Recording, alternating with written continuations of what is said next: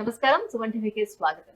September మాసం ద్వాదశ రాశుల వారికి ఏ రకంగా ఉండబోతుంది, గ్రహ స్థితిగతులు ఎలా ఉన్నాయి, ఎటువంటి ఫలితాలను అందిస్తున్నాయి, ఈ విషయాన్ని తెలియజేసేందుకు మనతో పాటు ఉన్నారు ప్రముఖ ఆస్ట్రో అండ్ వాస్తు వేదిక నిపుణులు, దేవి ఉపాసకురాలు శ్రీమతి జయప్రద సిస్లా గారు. అమ్మ నమస్కారం. నమస్తే అమ్మ, శ్రీమాత్రే నమః. అమ్మ, ద్వాదశ రాశుల వారికి ఎలా ఉండబోతుందో ఈ సెప్టెంబర్ మాసం తెలుసుకునే ముందు గ్రహాల అసలు స్థితిగతులు ఎలా ఉన్నాయి, ఎటువంటి ఫలితాలను ఇస్తున్నాయో ముందుగా ఒక చిన్న అవగాహన. తప్పకుండా నాన్న. వర్ష గ్రహాలు అంటారు వీళ్ళని. వీళ్ళు ఖచ్చితంగా మనం ఎప్పుడు చెప్పుకున్నట్టే రాహు వచ్చి మీనరాశిలో ఉన్నాడు, గురువు వచ్చి వృషభ రాశిలో ఉన్నారు, తర్వాత కేతు వచ్చేసి కన్యా రాశిలో ఉన్నారు, శని భగవానుడు వక్రించి కుంభరాశిలో ఉన్నాడు. ఆయన వక్రించి ఉన్నాడు కానీ కుంభరాశిలో ఉన్నాడు కనుక ఆ ఎనర్జీస్ పనిచేస్తాయి. సో ఈ గ్రహాలు ఉండడం వల్ల ఏంటి అంటే మెయిన్ పెద్ద పెద్ద గ్రహాలు ఇవన్నీ. ఏ జాతకంలో అయినా ఈ గ్రహాలు కంపల్సరీగా ఏదో అంతర్దశలో మహాదశలో నడుస్తూనే ఉంటాయి. సో మన పర్సనల్ జాతకంలో వీళ్ళు ఏ దశలు నడుస్తున్నాయి దాని ప్రభావం పనిచేస్తుంది. సో ఈ మాస ఫలితాల్లోకి వచ్చినప్పటికి ఏమంటే మారేది ఎవరెవరు అంటే కుజుడు, రవి, బుధుడు, శుక్రుడు, ఈ 4 గ్రహాలు. వీటిలో వచ్చే ఫలితాలకి ఈ మన నడిచే దశలు మ్యాచ్ అయ్యేలా చూసుకోవాలి ఎప్పుడు కూడా.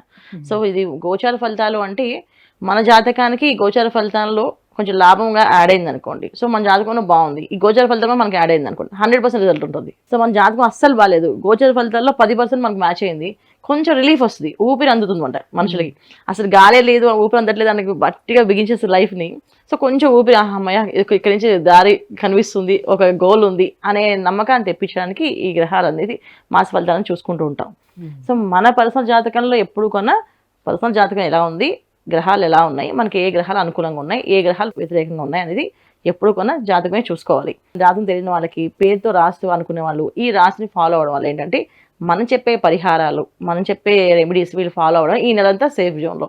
దీనివల్ల కంప్లీట్గా చేంజెస్ అయిపోతాయని కాదు, కంప్లీట్గా మన లైఫ్ అమ్మ ఖచ్చితంగా నెగిటివ్ అయిపోతుందా అనేది కాదు. గోచార ఫలితాలు అనేవి 30 నుంచి 40% వరకు తీసుకునే అవకాశం ఉంటుందా? నేనైతే 10% చెప్తాను అన్న.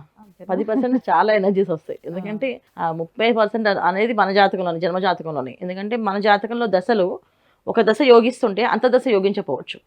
గురు మహాదశ చాలా మందికి యోగిస్తుంది అనుకోవచ్చు, దాంట్లో అంతర్దశ శని భగవాన్ వచ్చింది అనుకో యోగించవచ్చు, బుధుడు వచ్చాడు అనుకో యోగించట్లేదు, కేతు యోగించట్లేదు, రాహు యోగించడు. సో ఈ దశ నడుస్తుంది కదా, అప్పుడు దీనికి గోచార ఫలితాల్లో ఇప్పుడు రాహు 12 ఇంట్లో ఉన్నారు. సో వాళ్ళ జాతకంలో రాహు ఎక్కడున్నాడు, ఈ 12 ఇంట్లో రాహు, వాళ్ళ జాతకంలో ఉండే రాహు కొంచెం ఎనర్జీస్ పాజిటివ్ అంటే వాళ్ళ ద్వితీయంలో ఉన్నాను. శుక్ర మహాదశ నాకున్నది నేను 20 సంవత్సరాలు నేను ఏలేస్తాను, నాకు చాలా బాగుంటుంది అని అనుకోవడానికి లేదు. ఆ శుక్ర మహాదశ మనకి యోగించాలి, ఆ శుక్ర మహాదశలోని అంతర్దశలు కూడా యోగించాలి ఖచ్చితంగా. అసలు మెయిన్ శుక్రుడు ఎక్కడ ఉన్నాడో చూసుకోవాలి. అమ్మ, వృషభ రాశి వాళ్ళకి మరి ఈ సెప్టెంబర్ మాసం ఎలా ఉండబోతుంది? గ్రహాలు ఏ గ్రహాలు అనుకూలిస్తున్నాయి వీళ్ళకి, ఏ గ్రహాలు ప్రతికూలంగా ఉన్నాయి? అనుకూలించే గ్రహాలు చాలా తక్కువ ఉన్నాయి, ప్రతికూల గ్రహాలు ఎక్కువగా ఉన్నాయి. అయ్యో. అందువల్ల ఏంటంటే వృషభ రాశి వాడు కొంచెం జాగ్రత్తగా నిదానంగా పనిచేయడం ఇంపార్టెంట్.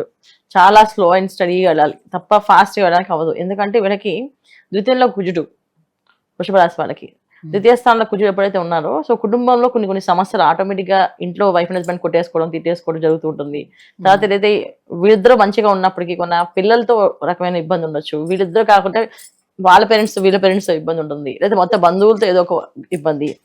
ద్వితీయ స్థానం అంటే మన కుటుంబ స్థానం ఒకటి అంటాం. తర్వాత మనకి ఉద్యోగాలు చేసే, వ్యాపారాలు చేసే లక్షణాలు కూడా అవి కూడా ద్వితీయ స్థానాన్ని చూస్తాం. సంబంధ బాంధవ్యాలు కూడా, అధికారులతో ఎదుర్కొనే సమస్యలు కొన్ని, ఉద్యోగంలో కొన్ని ఇబ్బందులు, వ్యాపార రీత్యా కొన్ని ఇబ్బందులు, డబ్బులు కొంచెం ఇబ్బంది పట్టి రావడం, లాస్ట్ మూమెంట్ లో రావడం, ఇలాంటివన్నీ జరిగే అవకాశం ఎక్కువగా ఈ వృషభ రాశి వారికి ఉంది. మామూలుగానే వృషభంలో గురువు ఉండడం వల్ల వృషభ రాశి వాళ్ళు లాస్ట్ ఎప్పుడైతే గురువు అక్కడ ఉన్నారో అప్పటి నుంచి డబ్బులు అందరికి కూడా టైట్ అయ్యాయి, అన్ని విషయాల్లో టైట్ ఉన్నాయి వాళ్ళకి పాపం. కానీ ఇప్పుడు కుర్చీలు అక్కడ ఉండడం వల్ల ఏమవుతుంది, కొంచెం అది ఓర్పు పట్టి ఒకసారి సహనం కోల్పోవడము, గట్టిగా మాట్లాడటము, అది రిలేషన్స్ కట్ అవ్వడము అనేది జరుగుతుంటుంది. సో అందుకేనంటే ఇన్నాళ్ళు ఏదైతే మౌనంగా ఉన్నామో ఇంకొంచెం మౌనంగా ఇంకొక నెల ఉంటే కుజుడు మారుతాడు స్థానం. ఒక నెల రోజులే కదా, నెల రోజులే, 27 రోజులే చెప్పాలంటే. సో మారారు అనుకోండి, ఖచ్చితంగా వాళ్ళకి హ్యాపీగా మళ్ళీ వాళ్ళకి అనుకున్న పనులు మళ్ళీ సాఫీగా జరుగుతాయి. కానీ వృషభ రాశి వాళ్ళు కొంచెం ఈ నెల రోజులు చాలా జాగ్రత్తగా ఉండడం వల్ల, లేకపోతే ఏంటంటే ఎక్కువ టెన్షన్ తీసుకోవడం వల్ల చాలా మంది కంటికి సంబంధించిన వ్యాధులు వచ్చే అవకాశం ఉంది. కంటికి సంబంధించిన నరాలు దెబ్బతింటాయి చాలా మందికి. తర్వాత హార్ట్ అటాక్స్ వచ్చే అవకాశం ఉంది, హార్ట్ స్ట్రోక్స్ చిన్న ఇబ్బంది పడే వాళ్ళు ఉన్నారు. సో ఎందుకంటే టెన్షన్ పడకుండా కూల్గా ఉండడం, మన పని మనం చేసుకుని వెళ్ళడం అనేది చాలా ఇంపార్టెంట్. ఆరోగ్యం జాగ్రత్తగా కాపాడుకోవాలి. ఆర్థికంగా ఎలా ఉన్నప్పటికీ దాన్ని నెమ్మదిగా నిదానంగా లాక్కుంటూ వెళ్ళడమే తప్ప దాని గురించి ఎక్కువ ప్రయాసపడకూడదు. అంటే దశమ స్థానంలో ఉన్నటువంటి శని ఎటువంటి ఫలితాన్ని ఇవ్వటం లేదా వాళ్ళకి? 100% ఇవ్వడు కదమ్మా, ఎందుకంటే రిజల్ట్ ఎలాగైనా ఆయన వక్రించి ఉన్నాడు ఒకటి. సో ఎన్ని డిగ్రీస్ లో వీళ్ళకి ఎనర్జీస్ వస్తాయి, వీళ్ళు జన్మ జాతకంలో ఎలా ఉన్నాడు, ఇది కొంచెం చూసుకోవాలి. సో గోచార ఫలితాల్లో మనకి ఇప్పుడు అనేది అగ్రెసివ్ ప్లానెట్ ఏదైతే కుజుడు ఎనర్జీస్ ఉన్నాయో ఫాస్ట్ గా పనిచేస్తుంటాయి. శని భగవాన్ అనేది స్లో ప్లానెట్ అని నిదానంగా చూస్తూ స్టడీస్ చేస్తూ ఉంటారు ఆల్రెడీ. సో వీళ్ళకి వాళ్ళు దశమస్థానం శని భగవాన్ ఇప్పుడు కాదు కదా, ఎప్పటి నుంచి ఉన్నారు. కానీ రిజల్ట్ అనేది ఇప్పుడు మొన్నటి నుంచి ఇప్పుడు గురువు ప్లస్ శని భగవాన్ ఉండడం వల్ల వీళ్ళకి ఏంటంటే పనులన్నీ కొన్న ఆలస్యం ఆటంకాలు జరుగుతూనే ఉన్నాయి.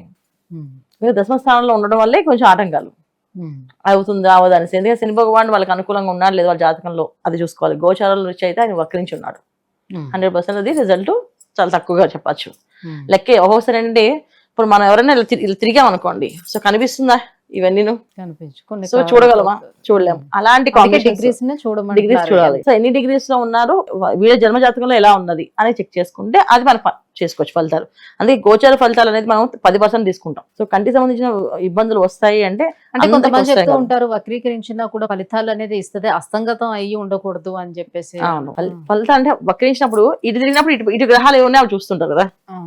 ఆయన మొత్తాన్ని చూడడం ఇంపార్టెంట్. చూస్తాడు, చూసిన తర్వాత ఆయన చేయాల్సిన పని చేస్తారు ఖచ్చితంగా. దాంట్లో ఎటువంటి మొహమాటం ఉండదు ఆయనకి. సో మన వాళ్ళు ₹1 ఎక్కువ వేద్దాం, మన వాళ్ళు ₹1 తక్కువ వేద్దాం అదే ఉండదు. న్యాయంగా ధర్మంగా కర్మకారకుడు ఆయన. ఎందుకంటే కర్మ మనం ఏదైతే ఉందో అది ఖచ్చితంగా చేసి తీరాల్సింది, ఇవ్వాల్సింది అనే లెక్కలో ఉన్నవాళ్ళు. సో ఈ కాంబినేషన్స్ ఉన్నప్పుడు కుజుడికి జనరల్ గా యాంటీ కాంబినేషన్ శని భగవాన్ అనేది. సో డెఫినెట్ గా వీళ్ళకి ఇప్పుడు దాకా ఓటు పట్టి చాలా మంది చూడండి సహనంగా ఇన్నాళ్ళు బాగానే ఉన్నా కదా, ఎందుకు వాళ్ళు నోరు జారా అని అడుగుతాం. సో ఎందుకు నోరు జారా అంటే తెలియదు, ఆటోమేటిక్ గా నోరు జారడం, ఆ రిలేషన్స్ కట్ అవ్వడం ఇబ్బంది పడతాం. ఎందుకంటే ద్వితీయంలో ఎప్పుడైతే కుజుడు ఉన్నాడో జాగ్రత్తగా ఉండాల్సిన బాధ్యత మన మీదే ఉంటుంది 100%. సో జాగ్రత్తగా ఉండాలి. జాగ్రత్తగా ఉండడం వల్ల ఏమవుతుంది అంటే ఆరోగ్యం బాగుంటుంది, ఆర్థికంగా బాగుంటుంది. తర్వాత మన బంధువర్గంలో కానీ భార్యాభర్తల మధ్యలో కానీ ఎటువంటి ఇబ్బందులు రాకుండా ఉండగలుగుతారు. ఈ కాంబినేషన్ చూసుకోవాలి, జాగ్రత్తగా ఉండాలి. ముందు కావాల్సినదే కదా మెయిన్, కుటుంబం బాగుండాలి, ఆ తర్వాత ఆర్థికంగా బాగుండాలి. సో ఎక్కడ నోరు జారినా ఒకటి ఉద్యోగం కోల్పోవడం, లేకపోతే రిలేషన్స్ కోల్పోవడం, లేకపోతే భార్యాభర్తల మధ్యన విపరీత విభేదాలు రావడం. ఇంకా ఎలాంటి మాటలు మాట్లాడుకోవాలంటే ఇంకా లెక్క చెప్పనక్కర్లేదు. నోట్లోంచి ఎటువంటి మాటలు వస్తాయో తెలియదు అనమాట, అంత దారుణంగా వచ్చేస్తాయి. మాట విషయంలో కేర్ఫుల్ గా ఉండాలి, చాలా కేర్ఫుల్ గా ఉండాలి. ఎందుకంటే ఎప్పుడు మాట్లాడలే వాళ్ళు, ఎప్పుడు ఒక మాట కొన అన్న వాళ్ళు కొన ఈ ప్రభావం ఎలా ఉంటుందంటే ఖచ్చితంగా ఏదో ఒక మాట అనేస్తారు. ఆ మాట తీసుకోలేరు ఎదుటి వాళ్ళు, చాలా తట్టుకోలేక అమ్మో ఇంత మాట అన్నారు అని అది జీవితాంతం తిప్పుతారు. వీళ్ళు ఒకసారి జరిగింది ఆ విషయం, కానీ అది లైఫ్ లాంగ్ వాళ్ళకి గుర్తుండదు. వీళ్ళకి కూడా అనిపిస్తుంది నేను ఎందుకు అలా మాట్లాడింది అని చెప్పి వీళ్ళకి అసహ్యం కూడా ఇస్తుంది, అంత మాట మాట్లాడారు నేను అని చెప్పేసి. సో ఈ కాంబినేషన్స్ ఉన్నాయి కనుక జాగ్రత్తగా ఉండడం, మెడిటేషన్ చేయడం, ఎక్కువ దుర్గమ్మ వారి ఆరాధన చేసుకోవడం.